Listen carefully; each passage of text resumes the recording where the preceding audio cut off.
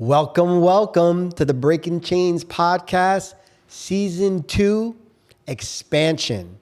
So today is episode 3, and we're going to talk about... So last time we were talking about the law of attraction, and today we're going deeper in that. We're expanding on that. So we're talking about thinking, what our thoughts are, and how important recognizing what your thoughts are. I think this is a constant theme. It's a motif in our podcast, right? The power of our thoughts. What does that mean? Where does our thinking come from? Where do our thoughts come from? So it's like... Where do they come from? Good question. Do you want to answer that? Kind of. Go ahead. Well, I think they come from... I believe our thoughts are not us. Because if you could control your thoughts, you would control them immediately. But if you think about the amount of anxiety and depression that is rampant these days, it's because typically we identify with our thoughts. Mm-hmm. But in reality, much of our thoughts come from the level of conditioning that we've received in our life and what we, at that moment in time, took about that experience. Deep. Whether it was traumatic or whatever interpretation we made of some sort of experience, it sits with us and speaks with us on a daily basis. Layman's terms. I'll simplify that a little. So our thoughts are what we've learned growing up. Right? Like we've talked about this, like what our parents are teaching us, what school is teaching us, what the TV is teaching us. So it's all of the external input being put in us. And then what we're thinking about is whatever we've learned. So it's the conditioning, like you said. Conditioned. Simple as that. Like if we wanted to really make it simple. And so when you think about how we're conditioned to think, this goes to our belief systems. Agreed. So the way you think controls the way you believe, or the belief systems that you hold. So if you were to grow up, let's say in a church, right? Like we were just talking about churches. If you were to grow up in a church, you start thinking your belief of what God is, who Jesus is, what does worship look like to you? What does repentance look like to you? What does sin look like to you? There's these beliefs. So even if you step outside of that church and you like become your own person, like you become this rebel, you still may not recognize that those beliefs, those thoughts that you were taught in church are still attached to you. Agreed. If you didn't undo them or expand on those belief systems. Yeah, it's actually like when you say undo, it's actually just a matter of questioning those beliefs. Right. And then next kind of being aware of those beliefs. Right.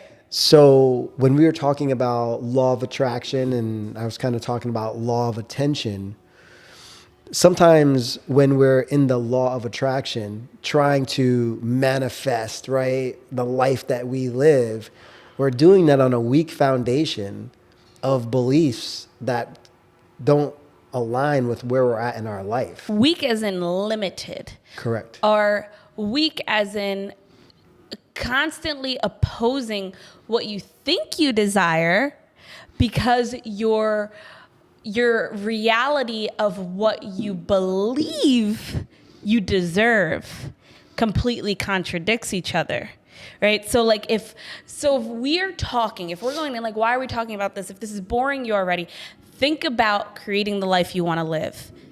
What does that mean? Like, I am so sick of being stuck. I'm so sick of being broke. I'm so sick of being in toxic relationships. It's always the other person.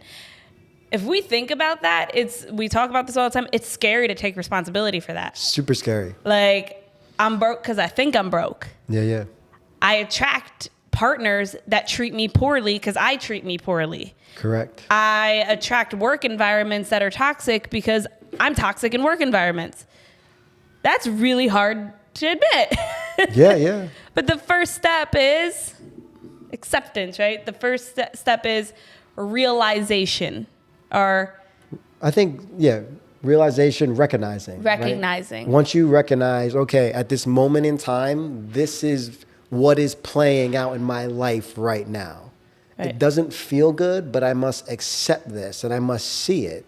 And can I look at it for what it is completely, So, knowing that I can expand or grow or evolve it from there. right. So, like, if we go back to the church example, right? Like, I grew up in a church. I grew up in, like, like the black church and lots of praise and worship, people like having seizures on the down the pathway, speaking in tongues. Like, oh my God, is that something I need to start doing? Like, yep, I'm talking to God here, right? Because we're taught these things and you don't know what's actually happening, but you're like, okay, this is the right way to do things. I think one of the things that impacted me the most in church was the sinning part. Right. And I think that affects like a lot of Catholics more than anything because everything's sorry, I love Catholics. But the Catholic Church is hard for me to, like just everything they've been through, which is a little controversial, right? Like there's nothing against being Catholic, but the whole system's a little crazy, right? So the whole sinning part, being taught that everything you're doing is wrong, right? Like you're bad. Does it make you refrain from sinning, or does it make you more curious about sin because they're so focused on the sins and then hide and do the sins and then feel guilt and shame? Because we're so focused on putting this picture out there, like I need to like show up as somebody because I know this is really bad, but I have this itch to do something, right? But I know it's bad, so I'm not going to tell anyone, or I'm going to do it behind closed doors and then pretend I didn't do it, but then I'm still going to wear the guilt and the shame thinking I'm a bad person. I think that was one of the most...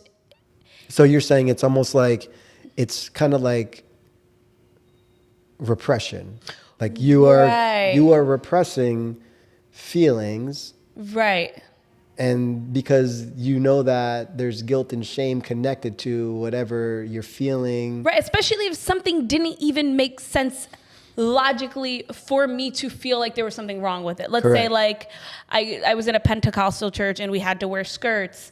We weren't allowed to get piercings, tattoos, things that didn't seem bad. Like these, like why are these bad? Why is kissing a boy bad? And then like, okay, now I secretly want to do all this stuff because it's kind of exciting, right? There's something there to like break a rule, but then there's guilt and shame if we feel like somebody's judging us. So what church does is it puts somebody judging you and then telling you you're always being watched. Right? So it's a really good concept though. Like you are always being watched by who? You. Correct. So like you just brought up a really good point going back to what we said about the law of attraction and I was speaking about the law of attention. So the fact is, if you think that this is bad, but yet you feel a certain way, your level of attention only goes on that item more and more, creating a monster out of that energy. Yes. And your underlying thought is, it's bad. Correct. That's your real belief. So that's what I mean by like stepping out of the church and maybe still doing these things, but not recognizing that your underlying beliefs are still stuck to you. Correct. Right. So that's why like the Catholic guilt, even the parent guilt, like always hearing your parents' voice, like, oh, I have to finish school because it's what my father always wanted. Correct. I have to get this job because my father always said he wanted me to get this job and it would make him feel good. Instead of going inside and actually feeling what feels good and doing what makes you happy. You bring up like anxiety, depression, and all the mental ailments that are holding us hostage these days. What are they really? They're signals to ourselves that we're not aligned, right? So like, what are you vibrating? It's really those underlying belief systems. I'm not worthy. I'm not valuable. I have no energy. I hate this life, right? It's those real beliefs underlying. Yeah, I agree. I mean, I think it's, all of those feelings are things that allow you to kind of question that are going to require questioning in itself in order to face. But my question to you is, how do you become aware of those things that you kind of have to? We went through this in one podcast, right? Like, how do we get there? It kind of always comes back to. But like, let's talk to all the listeners out there. This is like, to me, this is really deep, right? Because this can be a lonely journey, right, when you have no idea what to do and it's scary. Like, everything that you've ever questioned about your life at one moment in time is like, is this right? Is this wrong? I'm so confused. I don't know what the hell is going on. Like, how would you have somebody start to walk down that path where they have been highly religious their whole life and they've been taught this, this, and this, and now for the first time, they are trying to maybe break a chain because their anxiety and depression is out of control. You're being taught this is the way, but it doesn't feel right. Correct. Right. And so like you said, like, I feel like we've been through this before in our conversations. Like, sometimes you just hit a point. Yeah. You break. Those chains are going to break because you just or you get introduced to something because there's a deeper longing inside. You may not even be consciously, just like how we have those underlying subconscious thoughts that keep us in a place. Correct. Sometimes the subconscious thoughts that want us out of that place are much stronger. Yeah. Like, I truly don't want to be here. I really don't want to be here. I'm going to keep saying it out loud that maybe I want to be here, but you never know what conflicting power that's really underlying that's there that is stronger. Right? So like limited beliefs. A limited belief would be, I have to stay at this job that I hate because I need to pay my rent, and my rent's just too expensive. So I have to stay here to make enough money to pay my rent. Mm-hmm. And so I can't leave this job. It's a limited belief. There's billions of jobs, and everybody has a unique gift, right? So like, if your belief is that you have to stay at that job and keep doing that job with the toxic environment, the toxic people, the mundane activities and tasks, then your reality is, if your underlying thoughts are, I need this job because I'll be poor without it, that's your reality. So somebody that's having those thoughts is having a limited belief because they believe underlying and outwardly that they need this job. Two things need to be done. First, they need to recognize that that's a limited belief. When you think you need to do something to get somewhere, you're trying to control the universe. You're not allowing space for the universe to give you surprises and unknowns in positive ways, right? You could get fired from that job and then you don't have the job anyway. That's a surprise. Definitely a surprise. Right? Like, maybe your negative energy is not wanted there. And then boom, you get hit with the not being able to pay your rent anyway. It could go either way. Or you can say, wow, I realize I'm here because I felt like it was my only option. Have I even explored different options? Have I explored what I want to do? What do I want to do? So the next step would be thinking about what you actually desire. Step one, realizing a limited belief. I can't. I won't. I don't. I have to. Limited beliefs. Step one, realizing. Step two, imagining what you want to create, what you want. What kind of job would you like? What kind of environment would you like to be in? What kind of people do you want around you? Imagining, visualizing, sitting with, feeling the desire. Number three is feeling it. Feeling what it would be like to be there. And that's the power of now, the law of attraction. It's all the same thing. Recognizing where you're at, realizing that time and space is infinitely now. Right? everything is happening simultaneously. So you have to go into the unknown to go and pull out, wow, this is actually not done before. I've never thought this way. And I am creating a new me. I'm creating a new thought that I've never thought before. What are the possibilities? Holy moly, there are so many possibilities. I can do anything I want. And then it kind of like expands from there. Do you have anything to say about that? So how does somebody go into the unknown? So that's like where the tools and the techniques come in. That's why that's why we have a whole podcast about this, right? It's like, how do you go into the unknown? There are lots of different ways to do that. You take some mushrooms. Yeah?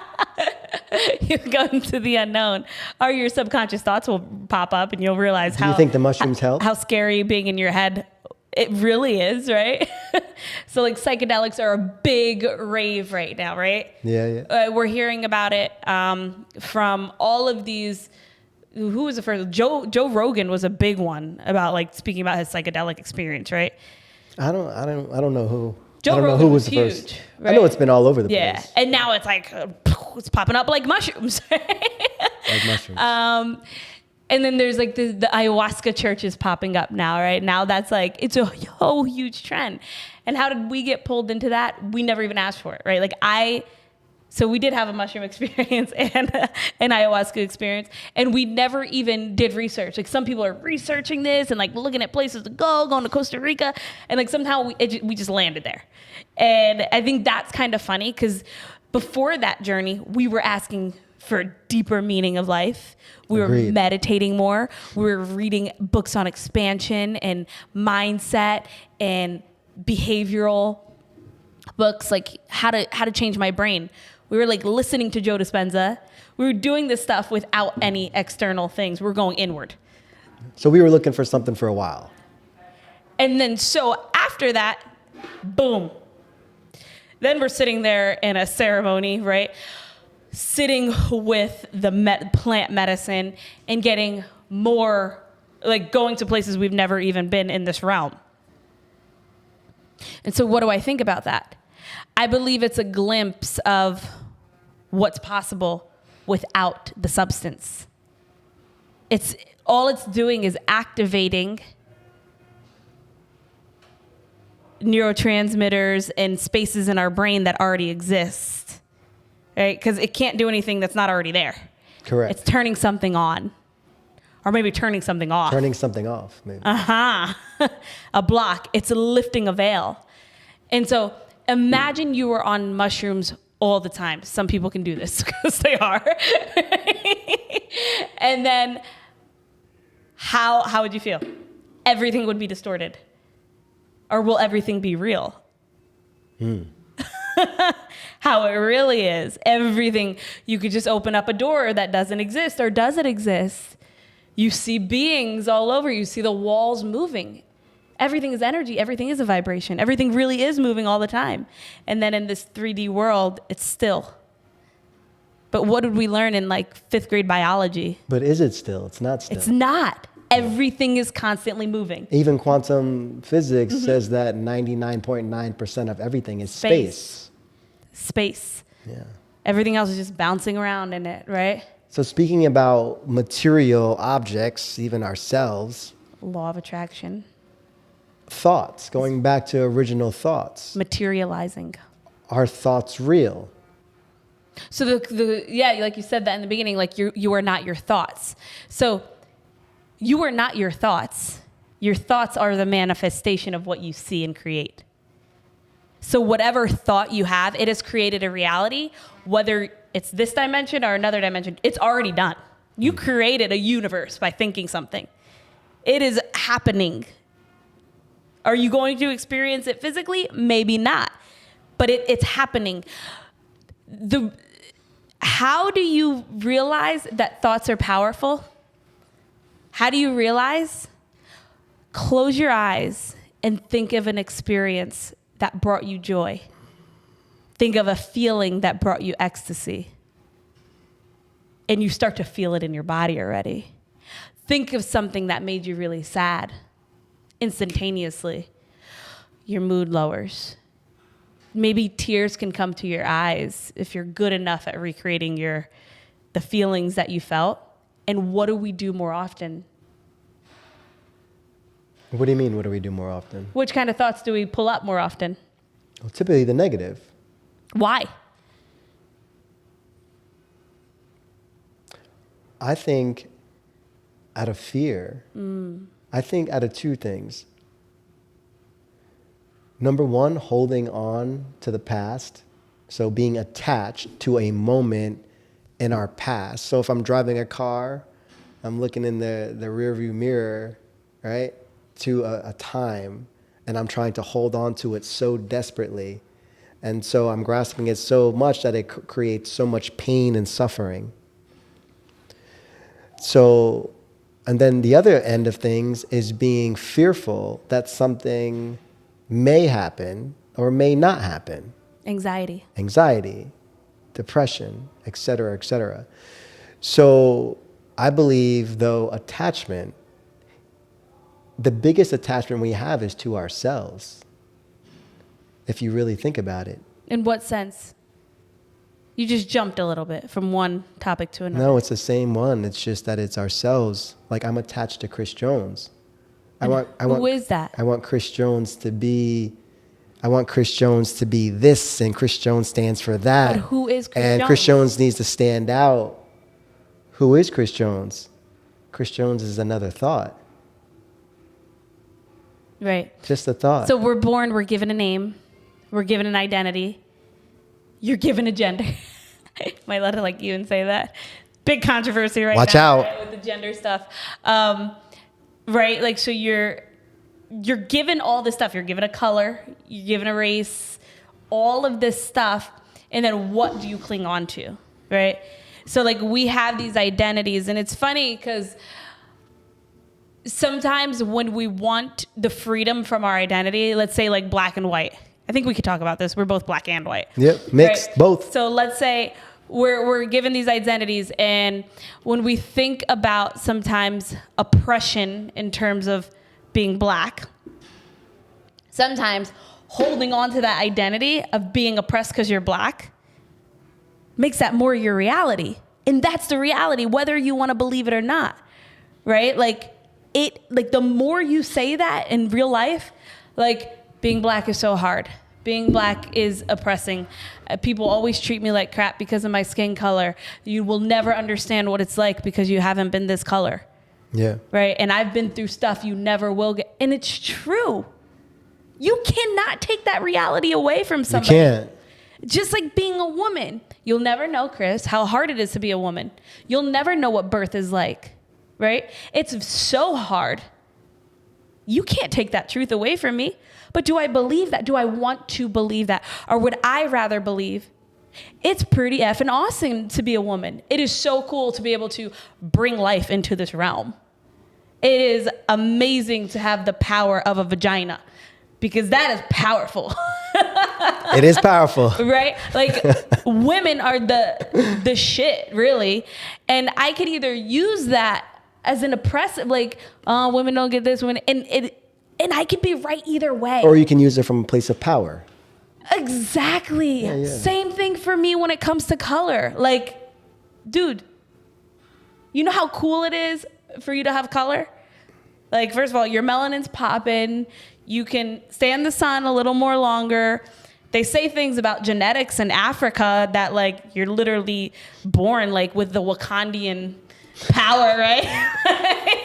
There are just so, like, you could step into any way and feel your power, but it's the thoughts that you're thinking. You said to me the other day, like, you actually get pissed a little about what they teach in school about, like, slavery, because that's all they teach, like, right? Like, black people were slaves and the white people had to free them.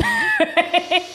And then that's all we learn. And it's like, what do you think kids of color are going to grow up thinking? Like, damn. Well, it's a vicious cycle. I think at the end of the day, we all have to go inside ourselves. There's nobody outside of us that can walk the journey that each one of us must walk through for realization, liberation, awareness, whatever. We have to walk this journey.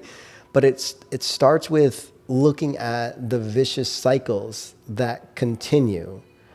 And if you can start to question everything from our color to what we learned in school, to family, to friends, to society, if we can just question and look at every single thing that we're attached to. I mean, for God's sakes, people are fighting in the stands of a sports team. I am a Pittsburgh Steelers fan, and I'm attached to that so deeply that I want to punch somebody in the face. You literally pay to go to the game. Because they're on the opposite team. Right. And I look at this and I'm like, think about that superficial reason. Yeah. And think about all of the deep reasons that are rooted inside all of us. Yeah. And so I think detachment from this is the only way. I have only ever known Chris Jones. I was born just a being, and then I received the label Chris Jones. Cool, that's my name. That's what everybody knows me by. But then everything else was added to that. Right? And when do you take your power? You take your power back when you are aware of that and you can detach from that. Mm-hmm. Then you realize that everything that you actually are is undescribable. And there might be, just like we said, the first step, second step. So it really is like a 12-step program. It's all like addiction, right? I'm addicted to being who Chastity thought she was. So it's the first step of realizing, accepting, right? That is an incredible accepting. thing. Yeah. And then sometimes there's denial. Like, stages of grief too. Like denial. Oh my goodness. There's no way this was me. And then you mourn.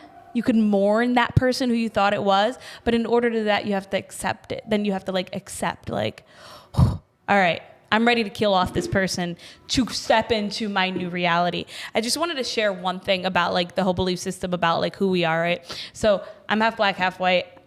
I look nothing, I don't know, I look Spanish or something.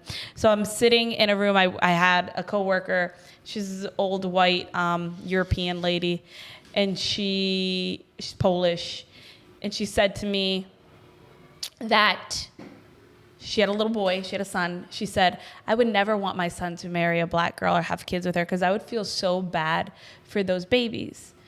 And this might be offensive to a lot of people, right? Wow, I would never want, but I don't think she realized who she was talking to. I feel so bad for you people.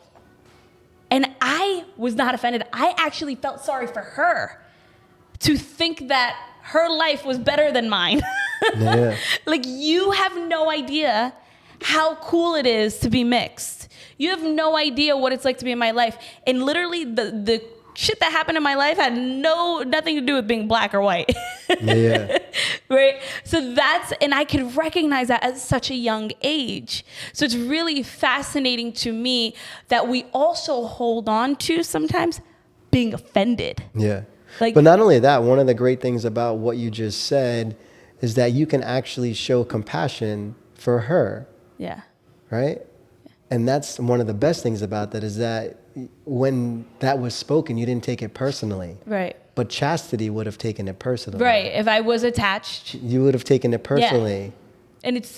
And that's like anything. Yeah. Yesterday, we posted my new pregnancy program, and I'm pregnant, and I'm like, Chastity's pregnancy program, and somebody commented on it. I don't know if you saw, and they're like, I did. Wow, the hilarity of this program that in your name. Yeah. So a lot of people don't know that chastity means virginity. And I actually had a couple of friends that were like, oh my God, I can't believe you said that. And they thought it was really rude to say something about my name. I actually thought it was funny because I'm like, wait, that is kind of funny. Chastity, which means virginity, and I have a pregnancy program. It is kind of funny. I actually didn't take offense to it. I reposted it because I thought it was funny, and I didn't realize that people could be so offended when it doesn't even have anything to do with them. But sometimes we're so attached to being hurt. No, of course. So yeah, I know that this was a lot and we bounce all over the It's place. it's definitely a lot. We're gonna come back with to more the episodes. power of your thoughts and where your thoughts are and what you're creating in your reality. Like, are you creating more laughter for yourself or more anger by what people say? Because it could bounce off you or it could stick to you. Correct. And so I believe that just doing those couple things every day, practicing, realizing what am I thinking and why do I think this, can be like a really powerful technique. All right. There's a lot more where that came from. Thank you guys for rushing us. Thank you guys for jumping in with us today. I promise you, this is just the beginning of a road we'll go down together, to support everybody and to free our minds and to be able to see the power that we all have inside of us. Yes, breaking chains together. Thanks, I'll see you guys. Thank you. Make sure to follow on our social media at the Breaking Chains podcast. Like our YouTube channel and please subscribe and just keep listening. Hopefully share it and it might resonate with somebody you love. Might resonate with somebody you love. Thank you.